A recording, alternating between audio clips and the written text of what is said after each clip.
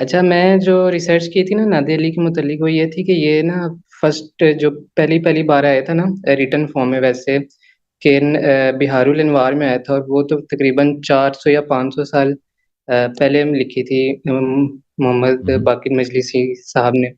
تو یا یہ سب سے پہلا جو ہمیں ریفرنس ملتا ہے وہ یہیں ملتا ہے، یا اس سے پہلے بھی کوئی ملتا ہے کوئی؟ آپ تو دیکھیں، یہ ایک چیز آپ یاد رکھیں اسلامی تاریخ میں، بکس کی تاریخ میں، کتابوں کی تاریخ میں، کہ پہلے جو کتابیں تھیں وہ پرنٹ اینڈ پریس نہیں تھا مسلمانوں کے پاس. یعنی آپ 300 سال پہلے، 400 سال پہلے چلے جانا تو پرنٹنگ پریس کا آغاز ہوا. شروع میں تو چائنا سے تھا، لیکن وہ انڈسٹری کسی کے پاس نہیں تھا. انڈسٹری 400 سال پہلے یورپ میں شروع ہوا. تو پہلے مسلمانوں کی کتابیں یورپ میں چھپتی تھیں. آپ پرانے کتابیں دیکھیں نا مسلمانوں کی، فارسی، عربی، شاید اردو بھی ہو، لیڈن میں اکثر چھپتے تھے. پھر بعد میں دوسری یورپی ممالک میں آہستہ آہستہ پھر ہندوستان میں بھی چھپنا شروع ہو گئی. لیکن یہ اس سے پہلے کیا ہوتا تھا کہ کتابیں سب کتابت ہوتی تھیں. یعنی اس کے نسخے اس سے یہ بہت بڑا انڈسٹری تھا، کام تھا لوگوں کا. انہی سے ان کی آمدنی ہوتی تھی کہ وہ کتابوں کے نسخے بناتے تھے، کتابوں کے کاپی کرتے تھے. جن کا اچھا خط ہوتا تھا کتابت کا، وہ کتابیں لکھتے تھے. تو اس طرح یہ جو ہے نا، اس کا پروڈکشن کم ہے. اس کا جو آپ کتاب اگر ہاتھ سے لکھیں گے نا، پریس میں تو کتاب 2 دن میں 1000 10,000 کتاب آپ چھاپ سکتے ہیں نا. ہاتھ سے لکھیں گے تو 2-3 مہینے میں ایک کتاب، وہ آدمی جلدی سے بھی لکھے نا 3 مہینے میں ایک کتاب لکھے گا. تو کتابیں مہنگی بھی تھی، کم بھی تھی. اور اس وجہ سے کیونکہ کتابوں کی تعداد کم تھی، مہنگی بھی تھی، جو غیر مشہور کتابیں ہوتی تھیں یہ اکثر ضائع ہو جاتی تھیں.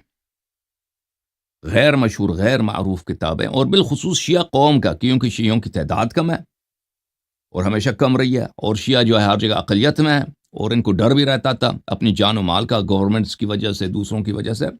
تو یہ اب ان کے پاس سرکاری جو ہے بگ لائبریریز ہوتے ہیں، بڑے بڑے لائبریریان کے پاس نہیں ہوتی تھی، تو کتابیں ضائع ہو جاتی تھیں. تو اس وجہ سے بہت ساری کتابیں ضائع ہو گئی. تو مجلسی صاحب کے پاس بہت سارے وہ منابع تھے جو ہمارے پاس ابھی نہیں ہیں. سمجھ میں آ رہی نا بات؟ مجلسی نے جو 400 سال پہلے یہ حدیث لکھی ہے، اس نے کہاں سے لکھی ہے، اس کا مصدر اس نے ذکر کیا ہے اپنے بحار الانوار میں. لیکن بحار الانوار کے بہت سارے مصادر ہیں جو ابھی ہمارے پاس نہیں ہیں. اور یہ ایسے کتب جو تاریخ میں گم ہوئے ہیں، یہ صرف شیعوں کے پاس ایسا نہیں ہے. ہمارے جو اہل سنت بھائی ہیں، جماعت مخالفین، ان کے کتاب بہت ہم سے زیادہ.